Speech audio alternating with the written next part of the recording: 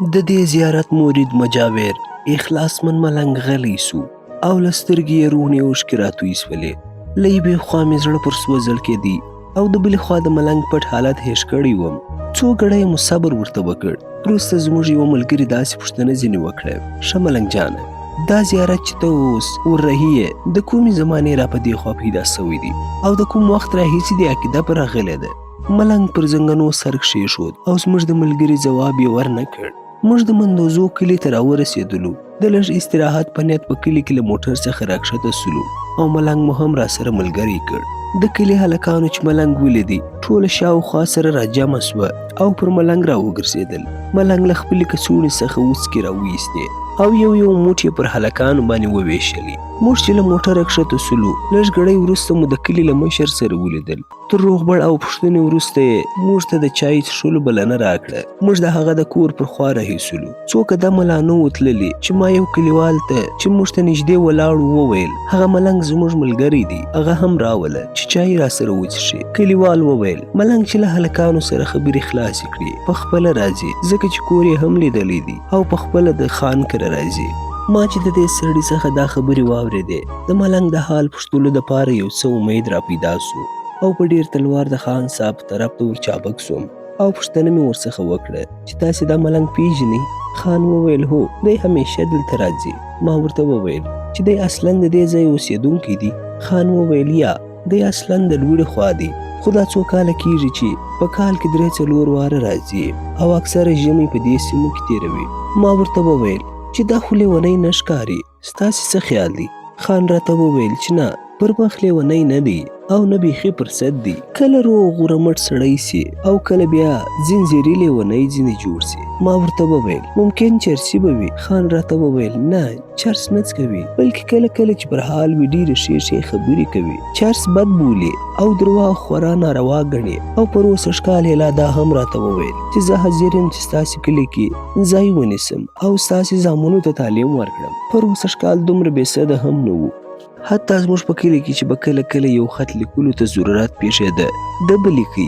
ډېر ښه خط او لوستی دی، په پارسي او اردو ژبو هم ښه پوهېږي. پر اوسه ښکال تقریبا یوه میاشت زموږ په کلي کښې اوسېدی. موږ د خان صاحب مهمانخانې ته ورسېدلو. خان کور ته د چای د فرمایش لپاره ولاړی. د کلي یو بل سړی چې د رنګ او کالو څخه ملا معلومېدی زموږ سره ناست و. ما له هغه څخه غوښتنه وکړه چې ته یو ور ولېږه چې ملنګ راولي. زما ډېره سودا ونه چې ملنګ درڅخه ونه تښتي. ملا یو هلک ته وویل ورسه سدو راوله. ما له ملا څخه پوښتنه وکړه ملا صاحب د هغه نوم سدو دی؟ هغه وویل بلې، نوم یې سدو دی. هغه چیرې ځي او په شپو دلته پروت وي؟ ما پوښتنه وکړه ملا صاحب دا سدو دلته څه کوي او هر کال د څه دپاره راځي؟ ملا راته وویل د سدو کیسه ډېره اوږده ده او خورا ښه کیسه لري. ما په ډېر تلوار پوښتنه ځینې وکړه ایا تا ته د کیسه معلومه ده؟ ملا صاحب وویل هو، پخپله څه نه وایي مګر د نورو د خلکو له خولې مې اورېدلي دي او وایي چې د یوې ډېرې شریفې کورنۍ څخه دي او پخوا تر دې یعنې 6 کاله وړاندې یو ځای کارداره و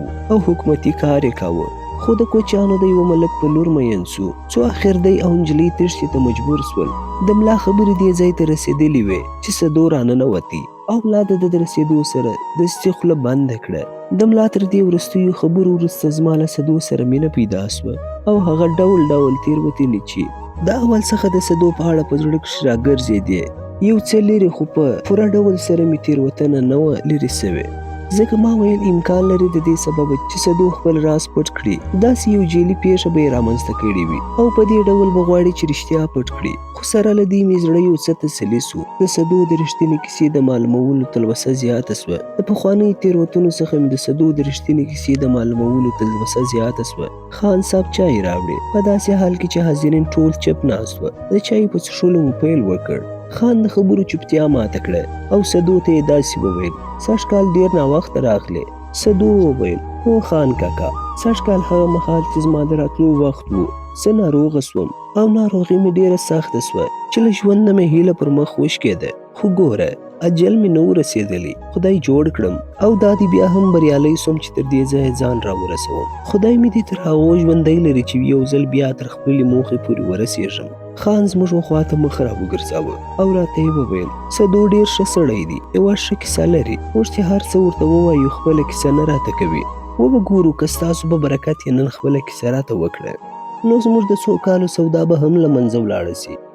ما ورته وویل چې سدو خو اوس زموږ ملګری دی، خامخا به خپله کیسه راته کوي. څنګه سدو داسې نه ده؟ سدو په بریتو کې وخندل او وروسته یې یو سوړ اسویلی تر خولې راووت او ډیر کرار یې وویل زما کیسه ستاسې دپاره په زړه پورې نه ده، هغه یوازې زما دپاره ده او بس زه ستاسې څخه هیله کوم چې پر ما زور مه اچوئ، ځکه زه نسم کولی چې د خپل ژوند لړلې پیښې چاته ووایم او یا په دې پټ راز څوک وپوهوم چې ولې له ژونده څخه خواتوری یم. زه د ناچارۍ چپ سوم او د خبرو مخ مې بلې خواته وګرځاوه. په خبرو کې مې چای وڅښلې او د خپل سفر د دوام ورکولو له سببه مو د خان صاحب څخه د تلو اجازه وغوښتل.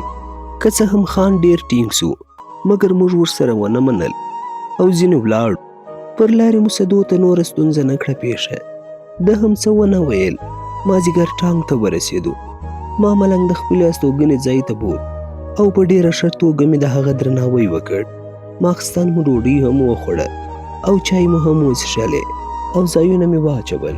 سدو راڅخه وغوښتل چې اجازه ورکړم او مسجد ته ولاړ سي تر څو هلته ویده سي، خو ما اړ کړ چې د لیدې ویده سي.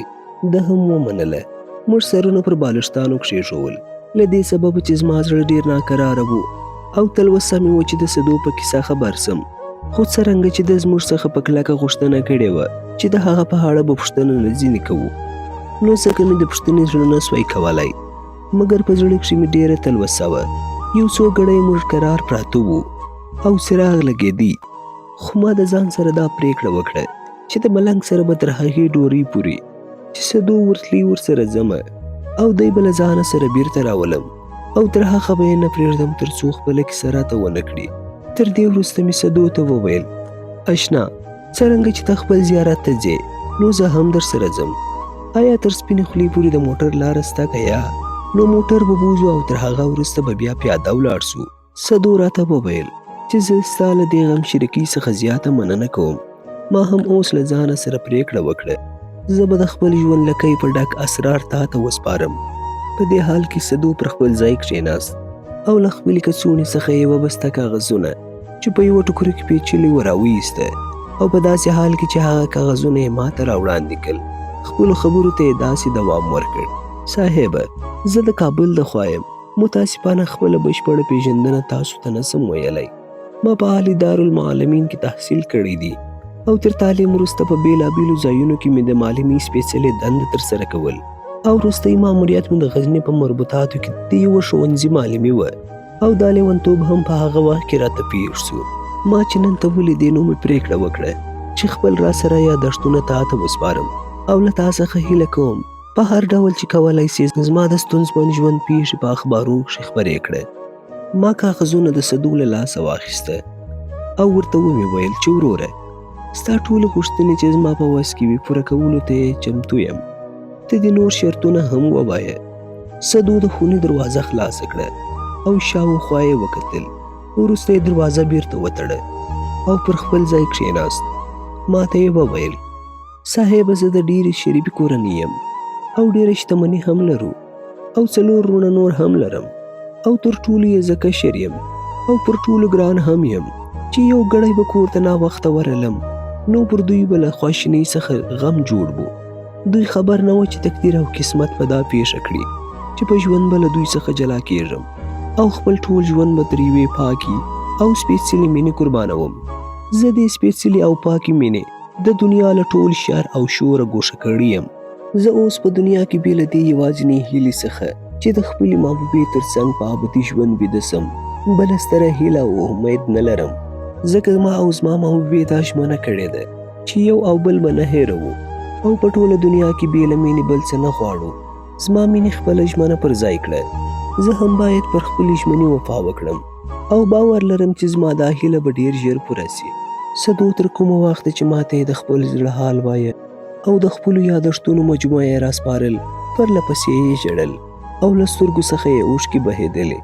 ما د ده د تسلۍ دپاره ورته وویل سدو دومره ډېر مه ژاړه، خدای دې نه کوي چې دا ډېره ژړا دې ناروغه نه کړي.